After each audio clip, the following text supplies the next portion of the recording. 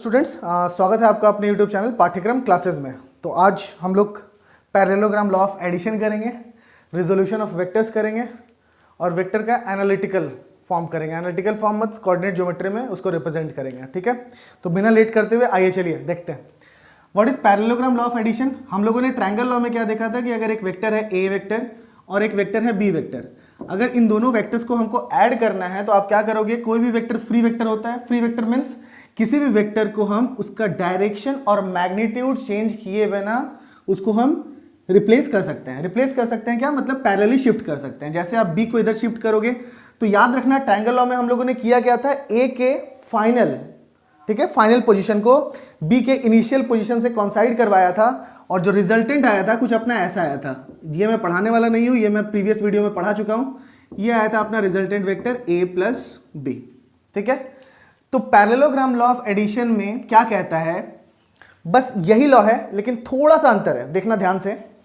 Parallelogram law of addition क्या कहता है, पैरेललोग्राम लॉ ऑफ एडिशन कहता है कि अगर एक वेक्टर बच्चा ए है, एक वेक्टर बी है, अगर इन दोनों को ऐड करना है तो दोनों वेक्टर को आप को इनिशियल बनाइए। क्या बनाना है, को इनिशियल। को इनिशियल मींस दोनों वेक्टर के इनिशियल पॉइंट को कॉन्साइड करवाना है। तो आप क्या करो, बी को यहां शिफ्ट करके ऐसे कॉन्साइड करवा दो, ये हो गया बी, ठीक है। और उसके बाद आपको क्या करना है बच्चा, एक पैरेललोग्राम ड्रॉ करना है। पैरेललोग्राम कैसे ड्रॉ करेंगे, इस बी के पैरेलल यहां एक लाइन शिफ्ट कर दिया, इस ए के पैरेलल यहां एक लाइन शिफ्ट कर दिया।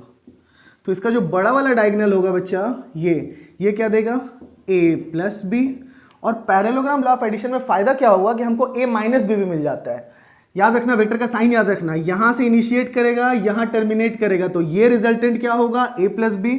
और ए माइनस बी क्या होगा, बी से ए, ये देखो यहां ऐसा याद रखना, बी से स्टार्ट होगा और ए पे टर्मिनेट करेगा, ये क्या हो जाएगा, ए माइनस बी।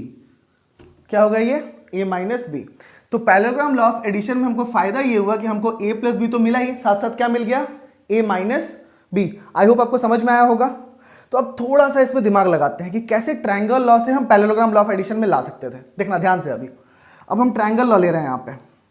ट्रायंगल लॉ क्या बोला, अगर आपको ए को ऐड करना है बच्चा किसके साथ, बी के साथ, तो ए के फाइनल पॉइंट से बी के इनिशियल पॉइंट को कॉन्साइड करवाओ, जो रिजल्टेंट आएगा ये क्या हो जाएगा बच्चा, ए प्लस बी।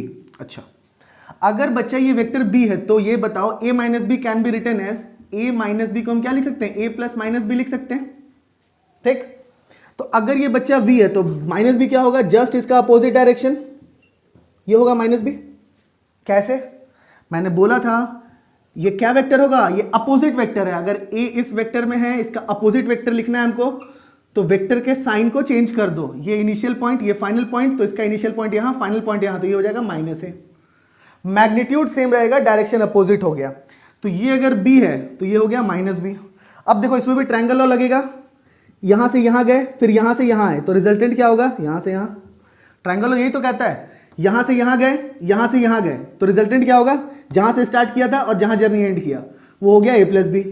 तो सेम ए माइनस बी अगर हमको करना है, यहां से यहां गया, यहां से यहां गया, तो ये कितना हो जाएगा, ए प्लस माइनस बी। अगर इसको मैं तोड़ दूं तो क्या आ जाएगा, ए माइनस बी। अच्छा, अभी मैंने बोला कि वेक्टर क्या होता है, फ्री वेक्टर। क्या मैं इसको यहां शिफ्ट कर सकता हूं, अगर मैं इसको पैरेलली यहां शिफ्ट करूं तो बताओ कुछ ऐसा बनेगा। देखो ये डायरेक्शन और मैग्नीट्यूड चेंज नहीं होना चाहिए, इसका मैग्नीट्यूड ये और डायरेक्शन यहाँ पे, डायरेक्शन सेम है, बस मैंने शिफ्ट कर दिया। तो शिफ्ट किया तो ये क्या आ गया बच्चा, ए माइनस बी। और अगर मैं एक पैरेललोग्राम ड्रॉ कर दूं, देखो यहाँ ध्यान से, इसको मैं कनेक्ट कर दिया तो दिख गया एक ट्रायंगल लॉ कैसे पैरेललोग्राम में कन्वर्ट हो गया। तो पैरेललोग्राम लॉ क्या है, बस ट्रायंगल लॉ को आपको सोचना है कि कैसे ये ए माइनस बी दे दिया। ये समझ में आया, ए माइनस बी कैसे दिया, इसको मैं ट्रायंगल लॉ से भी प्रूफ कर दिया।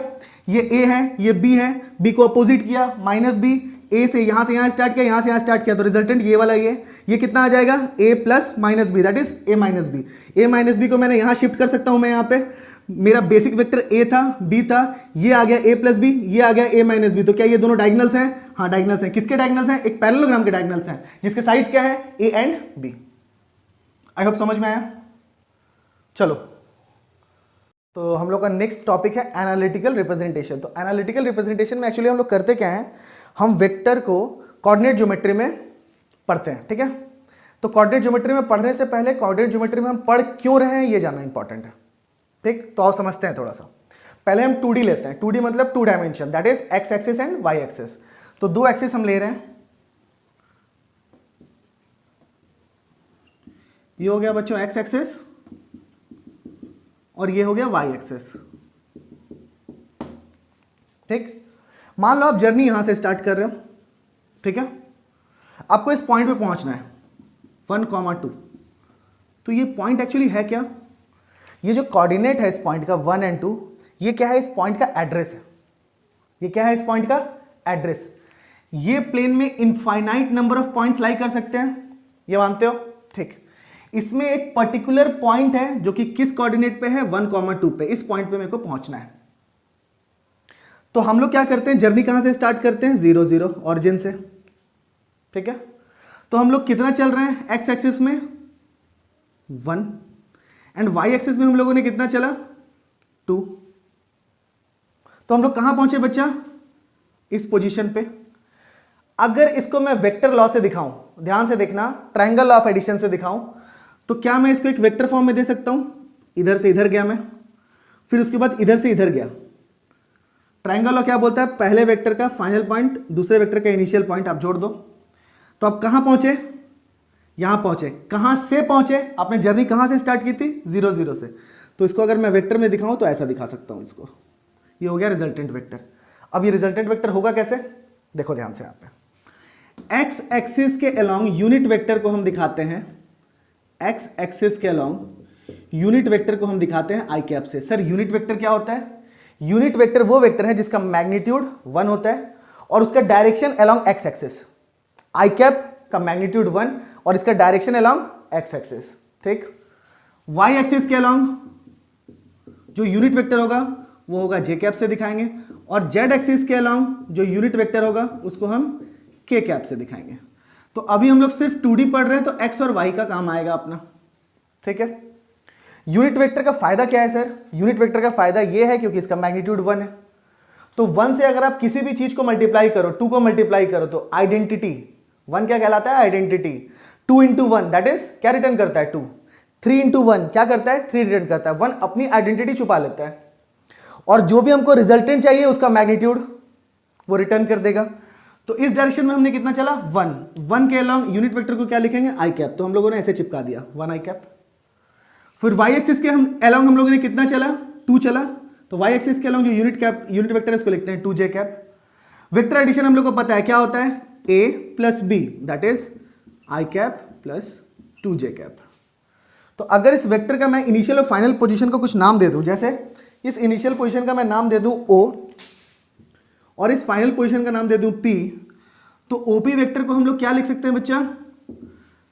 OP मतलब O से स्टार्ट किया और P पे एंड किया, तो OP वेक्टर को हम लोग क्या लिख सकते हैं? आई कैप प्लस 2 जे कैप। ठीक है, अब वेक्टर में डायरेक्शन तो आ गया। डायरेक्शन किधर है? O से P तक है। ठीक है, कितना है? कितना चला हमने? तो कितना चला हमने? अगर मैं पाइथागोरस लगाऊं तो इसका मैग्नीट्यूड कितना? 1, इसका मैग्नीट्यूड कितना? 2। तो रिजल्टेंट का मैग्नीट्यूड कितना हो जाएगा? मैग्नीट्यूड दिखाने का तरीका 10 is equal to root over base square plus perpendicular square that is 1 का स्क्वायर प्लस 2 का स्क्वायर।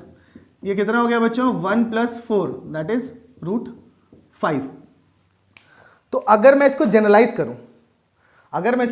करूं, तो मान लो एक ए वेक्टर है जिसको मैं लिख रहा हूं a1 आई कैप प्लस a2 जे कैप। इसका मतलब ए वेक्टर, मतलब इसको अगर मैं ए वेक्टर नाम दे दूं, ऐसे मैं सोच रहा हूं, तो यहां पे a1 a2 इसका कोऑर्डिनेट हो जाएगा।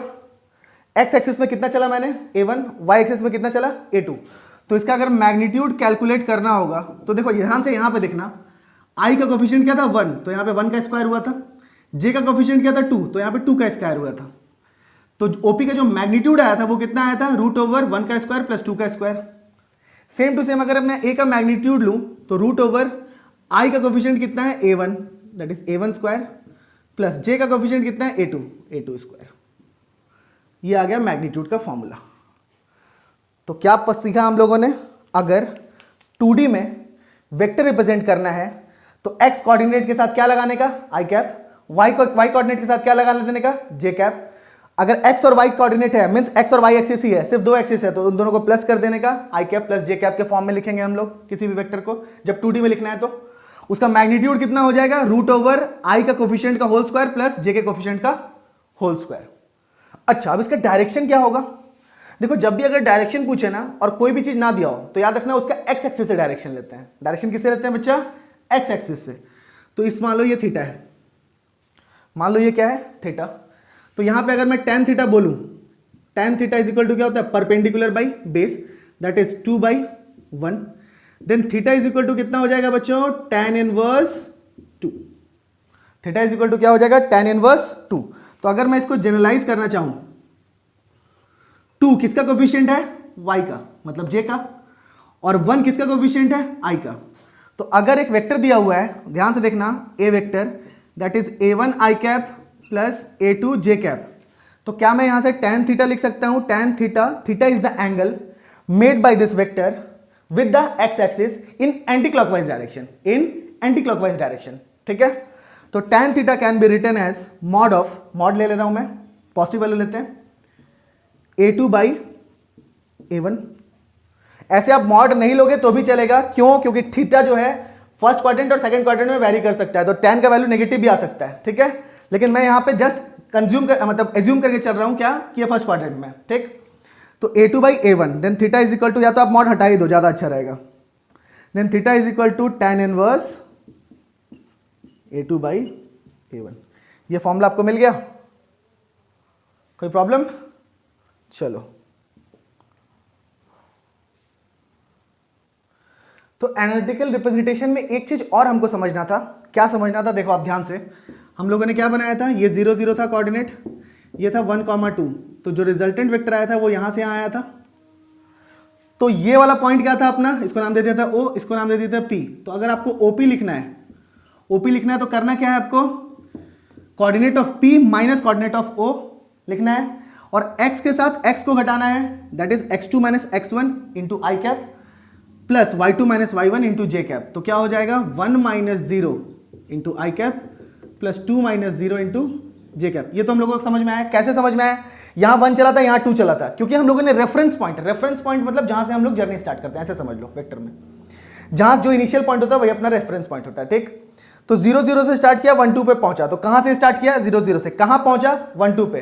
तो शॉर्टेस्ट डिस्टेंस कैसे होता है, x2 माइनस x1 कर दो आप, 1 माइनस 0 आई कैप प्लस 2 माइनस 0, j से j को घटाएंगे, मीन्स y से y को घटाएंगे, उसके साथ j कैप, तो कितना आ गया, आई कैप प्लस 2 j कैप। इसी पे 2-3 क्वेश्चन देता हूं मैं। देखो आप, अगर आपको O का कोऑर्डिनेट दिया हुआ है 5,6 एंड P का कोऑर्डिनेट दिया हुआ है 7,8, आपको बोले OP वेक्टर फाइंड करने, OP वेक्टर फाइंड करना, तो आपको क्या करना है, 7 माइनस 5, क्या लिखोगे आप, 7 minus 5 I cap plus 8 minus 6 J cap. क्या लिखेंगे हम, 7 minus 5 that is 2 I cap plus 2 J cap. क्या इस टाइप के क्वेश्चन अब हो जाएंगे? अगर आपको वेक्टर के पॉइंट्स दे दें, इनिशियल पॉइंट और फाइनल पॉइंट, तो क्या आप वेक्टर में रिप्रेजेंट कर सकते हो उसको? एक वेक्टर दिया हुआ है, एक और क्वेश्चन लेते हैं।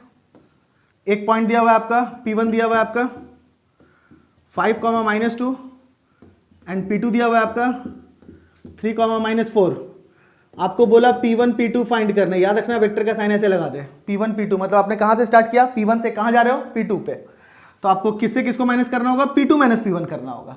Final minus initial that is 3 minus, क्या लगा दिया आपने, 5, फिर प्लस साइन लगाया, यहां पे आई कैप लगा दिया, फिर प्लस का साइन, फिर -4 minus 2 J cap, 3 minus 5 that is -2 I cap, plus का साइन -4 प्लस 2 जे कैप, कितना आएगा, -2 आई कैप -2 जे कैप। अच्छा, अगर मैं P2 माइनस P1 बोलूं तो दैट इज, अगर मैं आपको बोल दूं एक वेक्टर P2 P1, तो क्या होगा, जस्ट उल्टा कर देना है। आप यहां पे जर्नी कहां से स्टार्ट कर रहे हो, P2 से, और कहां पे जा रहे हो, P1 पे। तो या तो आप कोऑर्डिनेट घटाओ या फिर आप इसके आगे माइनस साइन लगा दो। मैंने बोला था ना, कोई वेक्टर अगर ऐसा है, ये मार्कर को आप वेक्टर समझो, इनिशियल पॉइंट ये समझो, फाइनल पॉइंट ये, तो कोई वेक्टर ऐसा है, इसको अगर उल्टा कर दूंगा तो जस्ट इसका क्या कर दो, माइनस लगा दो, मतलब आंसर अपना आएगा 2 I cap plus 2 J cap. कैसे आएगा देख लो एक बार प्रूफ करके भी, क्या सही में आता है क्या। हम लोग का इनिशियल पॉइंट क्या है, P2, फाइनल पॉइंट क्या है P1, तो हम लोग किससे किसको घटाएंगे, final minus initial, that is P1 minus P2। तो क्या किया आपने, 5 minus 3 I cap plus -2 minus -4 -2 minus -4 J cap, 5 minus 3 that is 2 I cap plus -2 plus 4 -2 और प्लस 4 आ गया 2 जे कैप। दिख गया। तो अगर P1 P2 आ गया -2 आई कैप -2 जे कैप, तो जस्ट अगर उल्टा किए P2 P1 कितना आ जाएगा, 2 आई कैप 2 जे कैप, बस माइनस साइन से मल्टीप्लाई कर देने का।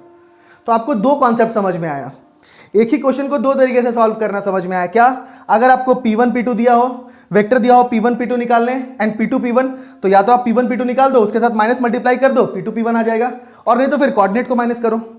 आपको देखना पड़ेगा इनिशियल पॉइंट क्या है, फाइनल पॉइंट क्या है। इनिशियल फाइनल देखने का तरीका ऐसे लिखा होगा, तो फर्स्ट पॉइंट होता है इनिशियल और लास्ट पॉइंट होता है final. First point initial, last point final. घटाते कैसे हैं, फाइनल माइनस इनिशियल। आई होप समझ में आया। ओके, तो हम लोग वेक्टर एडिशन पढ़ेंगे, वो भी एनालिटिकल मेथड से। पहले हम लोगों ने वेक्टर एडिशन पढ़ा ज्योमेट्रिकल मेथड से। एक ए वेक्टर है, एक बी वेक्टर है, उसको ऐड करने का दो तरीका देखा। क्या, कौन सा मेथड देखा, एक ट्रायंगल लॉ ऑफ एडिशन और एक पैरेललोग्राम लॉ ऑफ एडिशन। और पहले वाले वीडियो में हम लोगों ने ट्रायंगल लॉ ऑफ एडिशन और पॉलीगन लॉ ऑफ एडिशन भी देख लिया है। ठीक है, तो हर जगह ये नहीं होता कि हर वेक्टर को ऐसे निकालो फिर उसको ऐड करो, ये तरीका हर जगह पॉसिबल नहीं है। क्या किया गया है कि वेक्टर को मैंने कोऑर्डिनेट ज्योमेट्री में, मैंने नहीं, जो लोग करके रखे हैं, वेक्टर को क्या किया गया है, कोऑर्डिनेट ज्योमेट्री में उसको कन्वर्ट किया गया और कोऑर्डिनेट ज्योमेट्री में ऐड किया गया है। कैसे ऐड किया है, देखो अभी समझो ध्यान से। अगर एक वेक्टर ए है, ए दिया हुआ है 2 I cap plus 3 J cap, और दूसरा वेक्टर बी है that is I cap plus 4 J cap. अभी मैं सिर्फ 2D लेके चल रहा हूं, 3D में भी सेम मेथड आएगा, बस क्या आएगा, के कैप ऐड हो जाएगा। ठीक है, 2D समझ लो, आप 3D समझ में आ जाएगा, मैं 3D बता दूंगा। तो अगर आपको a प्लस बी निकालना है तो आप क्या करोगे, i से i का addition, 2 I cap plus I cap कितना आ जाएगा, 3 I cap plus 3 plus 4 that is 7 J cap. ठीक है, समझ में आया। तो अगर आपको a माइनस बी बोल दे तो क्या करो, a वेक्टर लिखो पहले 2 I cap plus 3 J cap. ऐसे तो डायरेक्ट आप लिख सकते हो, लेकिन मैं ऐसे प्रोसेस से बता दे रहा हूं, आई कैप प्लस 4 जे कैप। 2 आई से एक आई चला गया, कितना आएगा, आई कैप। 3 से एक 4 चला गया, तो मतलब माइनस जे कैप। समझ में आया। ये आ गया a प्लस बी और ये आ गया a माइनस बी। इसी तरह आप बहुत सारा क्वेश्चन कर सकते हो। जैसे एक एग्जांपल ले लो, a is equal to I cap plus 2 J cap and b is equal to only J cap. तो इसको अगर आप ऐड करना हो तो आप क्या लिख सकते हो, सिर्फ जे कैप है तो यहाँ पे जे कैप लिख दो, आई कैप नहीं है तो 0 आई कैप लिख सकते हो। समझा रहा हूं मैं, ऐसे आप डायरेक्ट कर सकते हो। ऐड करोगे तो 1 प्लस 0 दैट इज 1, तो आई कैप हो गया, प्लस 2 जे कैप प्लस जे कैप हो गया 3 जे कैप। अब थोड़ा सा इसको फिर से पहले वाले क्वेश्चन में कन्वर्ट करते हैं। आई कैप था, नहीं था, तो याद रखना एडिशन में जो है वो तो उतार ही लेंगे, जो नहीं है वो भी उतर जाएगा। यहां पे आई था, यहां आई नहीं था, तो I plus 0 1 plus 0 that is 1 I cap, तो 1 लिखते नहीं है, आई कैप लिख दिए। 2 plus 1 that is 3 J cap. समझ में आया। ठीक, तो अब हम लोग क्या देखेंगे, वेक्टर एडिशन में जो एनालिटिकल मेथड है और ज्योमेट्रिकल मेथड। याद रखो, वेक्टर को अगर ढंग से पढ़ना है तो इस चैनल को लाइक शेयर और सब्सक्राइब एकदम कर देना। ठीक है, कि ऐसा वेक्टर तुमको कहीं नहीं मिल पाएगा जो दोनों का कंपैरिजन करके क्या एक्चुअली में वेक्टर फॉर्म का जो ज्योमेट्रिकल मेथड है और वेक्टर का जो एनालिटिकल मेथड है, दोनों में सिमिलैरिटी क्या है, ये कोई नहीं बताएगा, सिर्फ इस चैनल पे आपको मिलेगा। तो लाइक करें, शेयर करें और सब्सक्राइब करें। तो अब हम लोग क्या देखेंगे, वेक्टर एडिशन हम लोगों ने ज्योमेट्रिकल मेथड से किया और एनालिटिकल मेथड से किया। अब दोनों को हम कोऑर्डिनेट ज्योमेट्री में लिखेंगे। कोऑर्डिनेट में मतलब हम कोऑर्डिनेट क्या लिखेंगे, 1 एक्स और वाई प्लेन को ड्रॉ करेंगे, उसमें हम दोनों के बीच में रिलेशन फाइंड करेंगे कि क्या रिलेशन है। ठीक है, चलो देखते हैं।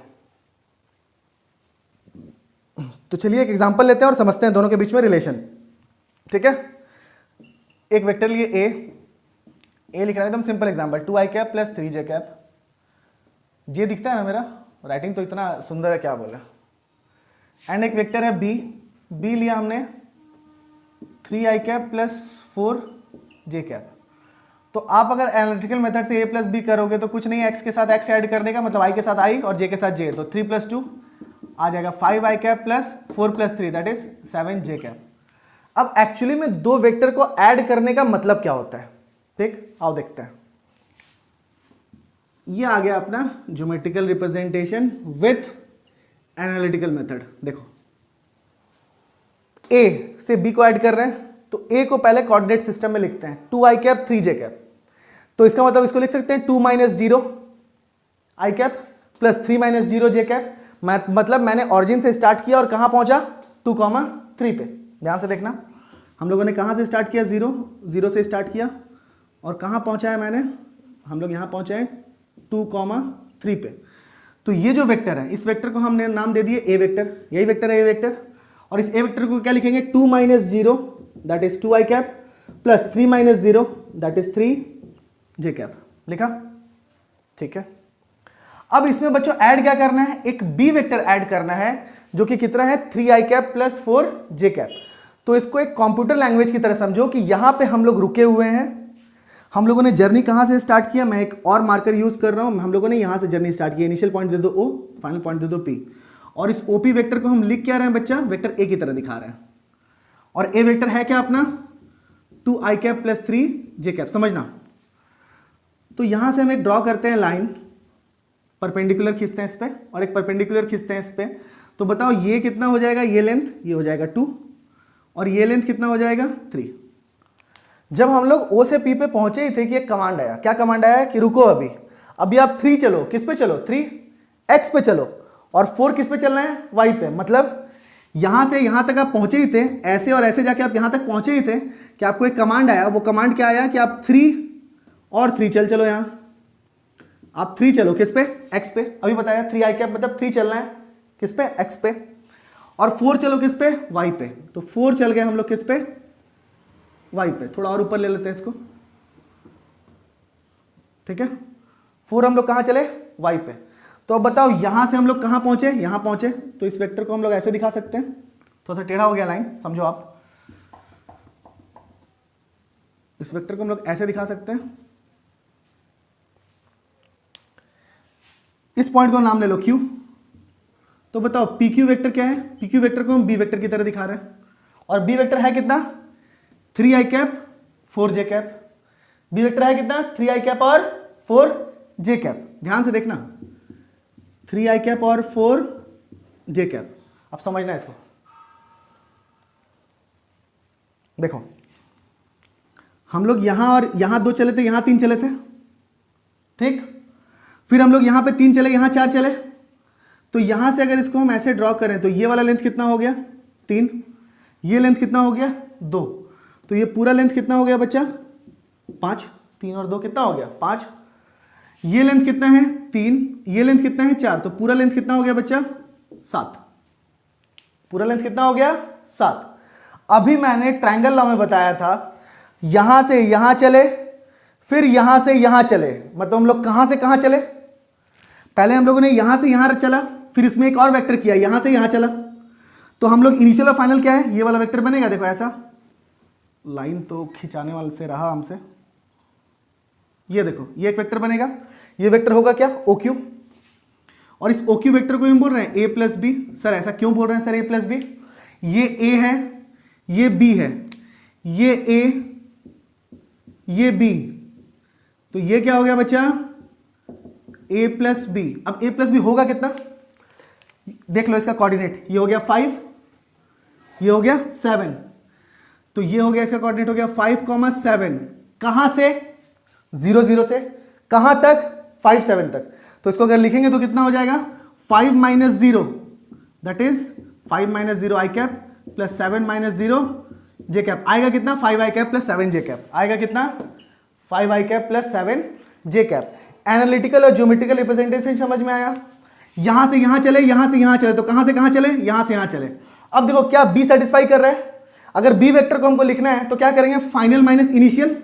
B वेक्टर में हम लोग चलना कहां से शुरू किए थे 2, 3 से, चले कहां तक 5, 7 तक।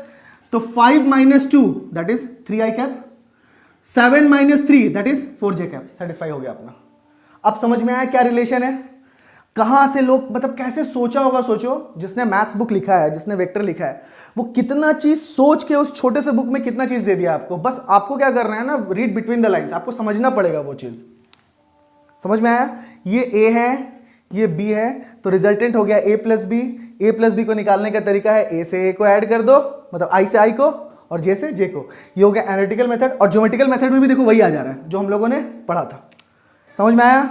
चलो नेक्स्ट टॉपिक है अपना रिजोल्यूशन ऑफ वेक्टर्स। सबसे पहले रिजोल्यूशन ऑफ वेक्टर्स पढ़ते क्या है ये आपको समझ में आएगा प्रोजेक्टाइल मोशन में। प्रोजेक्टाइल मोशन में क्या होगा कि एक बॉल को हम थ्रो कर रहे हैं, तो बॉल का एक सर्टेन पॉइंट पे या सर्टेन टाइम पे आपको वेलोसिटी फाइंड करना होगा। तो सर्टेन टाइम का वेलोसिटी आप नहीं फाइंड कर सकते हो जब तक उसका कंपोनेंट ना लो। तो इस वेलोसिटी का हम लोग दो कंपोनेंट लेते हैं, एक कंपोनेंट लेते हैं y, एक कंपोनेंट लेते हैं x।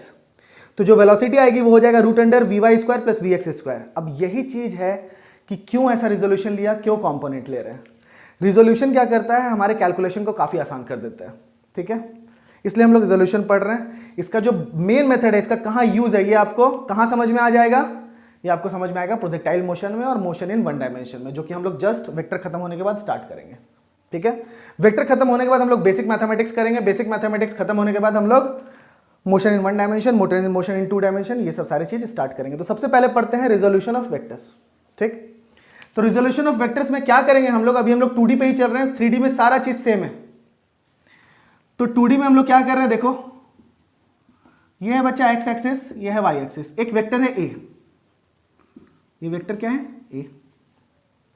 अब इसका मैग्नीट्यूड अगर है तो इसका मैग्नीट्यूड कितना हो जाएगा, क्योंकि वेक्टर में डायरेक्शन और मैग्नीट्यूड दोनों होता है, तो इसका मैग्नीट्यूड हो जाएगा सिर्फ a। देखो ऊपर में मैंने वेक्टर साइन नहीं दिया है। और डायरेक्शन क्या है, ये एक्सिस से कितना एंगल बना रहा है, थीटा। मान लो ये एंगल कितना बना रहा है, थीटा। तो अगर इसका मैं प्रोजेक्शन लूँ, यहाँ पे प्रोजेक्शन मतलब यहाँ पे एक लाइन ड्रॉ करो, यहाँ पे एक लाइन ड्रॉ करो, परपेंडिकुलर खींचो। अगर ये a है, ये थीटा है, तो इसका मैग्नीट्यूड क्या होगा, मैग्नीट्यूड को ऐसे भी लिख सकते हैं।